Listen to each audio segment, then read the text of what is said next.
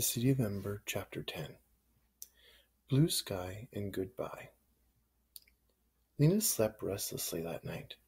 She had frightened dreams in which something dangerous was lurking in the darkness.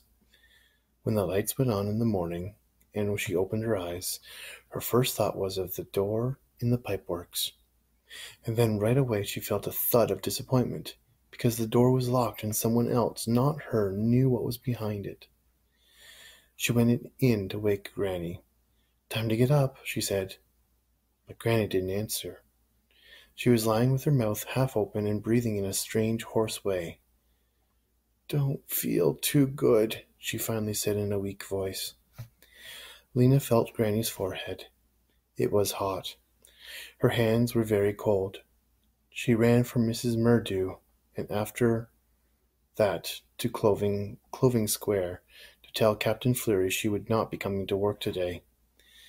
Then she ran to Oliver Street, to the office of Dr. Tower, where she banged the door until the doctor opened it. Dr. Tower was a thin woman, with uncombed hair and shadows under her eyes. When she saw Lena, she seemed to grow even more tired. "Dr. Tower," Lena said, "my grandmother is sick. Will you come?" "I will," she said, "but I can't promise to help her.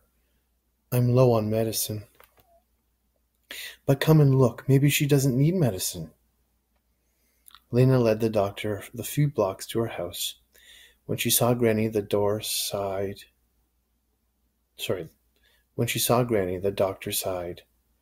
"How are you, Granny Mayfleet?" she asked. Granny looked at the doctor blearily. "I think ill," she said. Dr. Tower laid a hand across her forehead. She asked her to stick her tongue out, and she listened to her heart and her breathing. "She has a fever," the doctor told Lena. "You'll need to stay home with her today. Make her some soup, give her water to drink, put rags in cool water and lay them across her forehead." She picked up Granny's bony hand in her rough, reddish one. "What's best for you is to sleep today," she said. "Your good granddaughter will take care of you." And all day, that's what Lena did. She made a thin soup of spinach and onions, and fed it to Granny, a spoonful at a time. She stroked Granny's forehead, held her hand, and talked to her about cheerful things. She kept Poppy as quiet as she could, but as she did all this, in the back of her mind was the memory of the days of her father's illness, when he seemed to grow dim like a lamp losing power, and the sound of his breathing like water gurgling through the clogged pipes. Though she didn't want to, she also remembered the evening when her father let out one last short breath and didn't take another.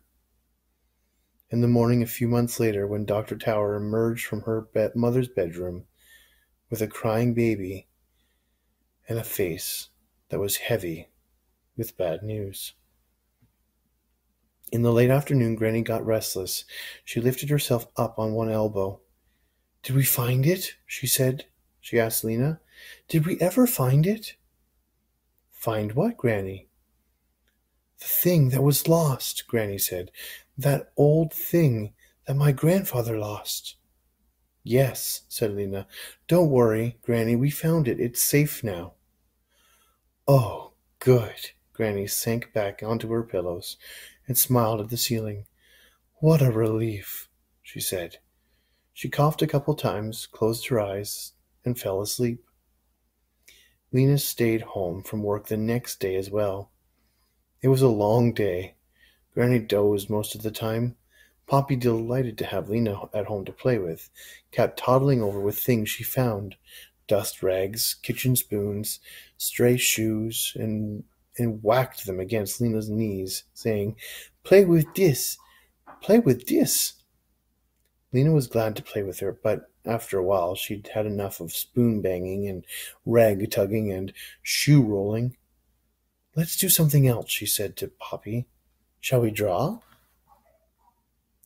Granny had drunk a full cup of soup for dinner and was falling asleep again.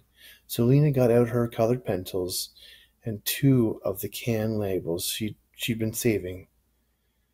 They were white on the back and made good enough drawing paper if you flattened them out. With her sharpest kitchen knife, she whittled the pencils into points. She gave the green pencil and one can label to Poppy, and she herself took the blue pencil and smoothed out the other can label on the table. What would she draw? Taking hold of the pencil was like opening a tap inside her mind through which her imagination flowed. She could feel the pictures ready to come out. It was a sort of pressure, like water in a pipe. She always thought she would draw something wonderful, but what she actually drew never quite matched her feeling. It was like when she tried to tell a dream, the words were never really captured how it felt. Poppy was grasping the pencil in her fist and making a wild scribble. "Look it!" she cried. "Lovely," said Lena. Then, without ever a clear idea of what it was to be, she began her own picture. She started on the left side of the can label.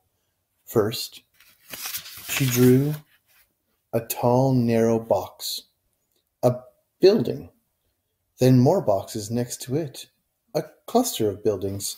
Next, she drew a few tiny people walking on the street below the buildings. It was what she nearly always drew, the other city, and every time she drew it, she had the same frustrating feeling. There was more to be drawn. There were other things in this city, there were marvels there, but she couldn't imagine what they were. All she knew was that this city was bright in a different way from Ember. Where the brightness came from, she didn't know. She drew more buildings and filled in the windows and doors. She put in street lamps and she added a greenhouse. All the way across the paper she drew buildings of different sizes. All the buildings were white because that was the color of the paper. She set her pencil down for a moment and studied what she'd done. It was time to fill in the sky. In the picture she'd done with regular pencils, the sky was its true color, black. But this time she made it blue since she was using her blue pencil. Methodically, as Poppy scratched and scribbled beside her, Lena colored in the space above the buildings, her pencil moving back and forth in short lines until the entire sky was blue. She sat back and looked at her picture. Wouldn't it be strange, she thought, to have a blue sky? But she liked the way it looked. It would be beautiful, a blue sky. Poppy had started using her pencil to poke holes in her paper. Lena folded up her own picture and took Poppy's away from her. "Time for dinner," she said. Sometime, deep in the night, Lena woke suddenly, thinking she'd heard something. Had she been dreaming? She lay still, her eyes open in the darkness. The sound came again, a weak, trembling call. "Lena!" She got up and started for Granny's room. Though she had lived in the same house all her life, she still had trouble finding her way at night. When the darkness was complete, it was as if walls had shifted slightly and furniture moved to new places. Lena stayed close to the walls, feeling her way along. Here was her bedroom door.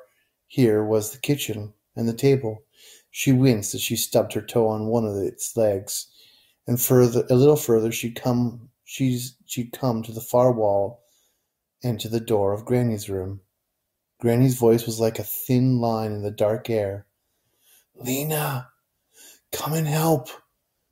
I'm coming, Granny," she called. She stumbled over something, a shoe maybe, and fell against the bed. "Here I am, Granny," she said. She felt for Granny's hand. It was very cold.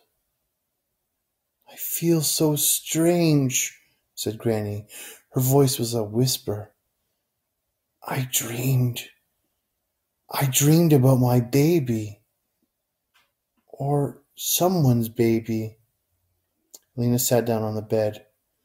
Carefully she moved her hands over the narrow ridge of her grandmother's body until she came to her shoulders. There, her fingers tangled in a long wisp of Granny's hair. She pressed a finger in against the side of Granny's throat to feel for her pulse, as the doctor had showed her. It was fluttery, like a moth that has hurt itself, and was flapping in crooked circles. "Can I get you some water, Granny?" Lena asked. She couldn't think of what else to do. "No water," Granny said. "Just stay for a while." Lena tucked one foot underneath her and pulled part of the blanket over her lap. She took hold of Granny's hand again and stroked it gently with one finger. For a long time neither of them said anything. Lena sat listening to her grandmother's breathing. She would take a deep, shuddering breath and let it out in a sigh. Then there would be a long silence before the next breath began. Lena closed her eyes. No use keeping them open. There was nothing to see but the dark. She was aware only of her grandmother's cold, thin hand and the sound of her breathing. Every now and then Granny would mumble a few words Lena couldn't make out, and then Lena would stroke her forehead and say, "Don't worry, it's all right. It's almost morning," though she didn't know if it was or not. After a long time, Granny stirred slightly and seemed to come awake. "You go to bed, dear," she said. "I'm all right now." Her voice was clear but very faint. "You go back to sleep." Lena bent forward until her head rested against Granny's shoulder. Granny's soft hair tickled her face.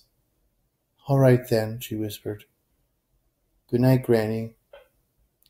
She squeezed her grandmother's shoulder gently, and as she stood up, a wave of terrible loneliness swept over her.